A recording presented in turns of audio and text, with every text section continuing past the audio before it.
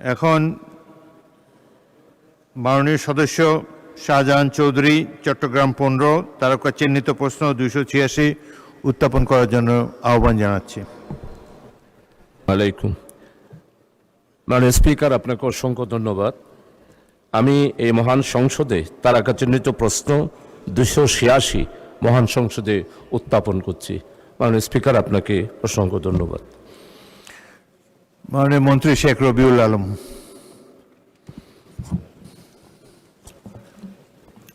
মাননীয় স্পিকার, আপনাকে ধন্যবাদ। মাননীয় সংসদ সদস্য 2024-25 সালে চট্টগ্রাম বন্দরের কন্টেইনার হ্যান্ডেলিংয়ের গড় সময় কত দিন ছিল তা জানতে চেয়েছেন। 2024-25 অর্থ বছরে চট্টগ্রাম বন্দরের কন্টেইনার হ্যান্ডেলিংয়ের জাহাজের গড় টার্ন অ্যারাউন্ড সময় ছিল 2.58 দিন। এখন অর্থাৎ 2025-26 অর্থ বছরে সেটি যদিও তিনি জানতে চাননি, সেটা কমে এসেছে এবং সেটা হয়েছে 2.1 দিন। তিনি আরও জানতে চেয়েছেন যে কলম্বো এবং সিঙ্গাপুরে এই টার্ন অ্যারাউন্ড সময় অনেক কম, কিন্তু মহান সংসদকে অবগত করতে চাই কলম্বো সিঙ্গাপুর মূলত ট্রান্সশিপমেন্ট পোর্ট। ট্রান্সশিপমেন্ট পোর্টের কেবলমাত্র বড় জাহাজ থেকে কন্টেইনার নামিয়ে পরবর্তীতে ছোট জাহাজে তুলে দেওয়া হয়। সেখানে কাস্টমস এক্সামিন, ক্লিয়ারেন্স ইত্যাদি কার্যক্রমের কোনো প্রয়োজন হয় না।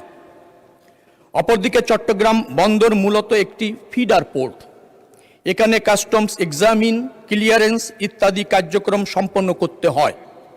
বিধায় ট্রান্সশিপমেন্ট পোর্টের তুলনায় ফিডার পোর্টের টার্ন অ্যারাউন্ড টাইম কিছুটা বেশি হয়।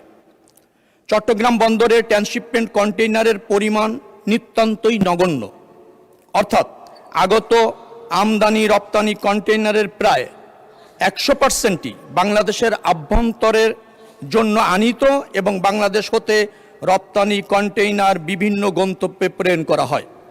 চট্টগ্রাম বন্দর কর্তৃপক্ষের কর্তৃক বন্দরের জাহাজ এবং কন্টেইনার হ্যান্ডেলিংয়ের জন্য আধুনিক ইকুইপমেন্ট সংযোজন ও বন্দর ব্যবস্থাপনায় গতিশীল করার প্রয়োজনীয় পদক্ষেপ এবং ব্যবস্থা গ্রহণ করা হয়েছে।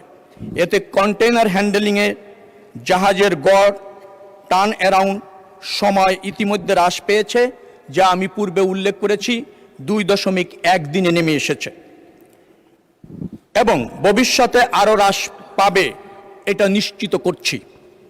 আগামী 2030 সালের মধ্যে বে টার্মিনাল চালু হবে বলে আশা করা যায়।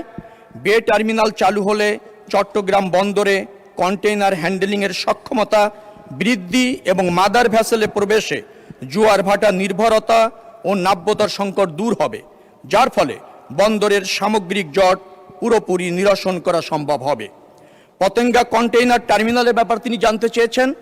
সেক্ষেত্রে বলছি, পতেঙ্গা কন্টেইনার টার্মিনালের কার্যক্রম গত জুন 2024 সাল হতে চালু হয়েছে। উক্ত টার্মিনালের চালু হওয়ার চট্টগ্রাম বন্দরের জাহাজের গড় অপেক্ষমান সময় শূন্যের কোঠায় নেমে এসেছে। আপনাকে অসংখ্য ধন্যবাদ মাননীয় স্পিকার। মাননীয় সদস্য শাহজাহান চৌধুরী, আপনি একটি প্রশ্ন করতে পারেন।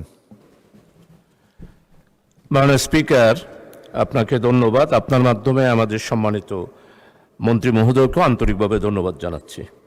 আসলে চট্টগ্রাম বন্দর আমাদের সারা বাংলাদেশের অর্থনৈতিক চালিকা শক্তি। বাংলাদেশের বন্দরের মধ্যে অন্যতম বন্দর হচ্ছে আমাদের চট্টগ্রাম বন্দর। এই উপমহাদেশে সবচেয়ে বেশি পুরাতন বন্দর হচ্ছে এই চট্টগ্রাম বন্দর। আমি মাননীয় মন্ত্রীর কাছে জানতে চাচ্ছি, আলহামদুলিল্লাহ অনেক পদক্ষেপ নিয়েছেন, এটা সবারই জানা দরকার।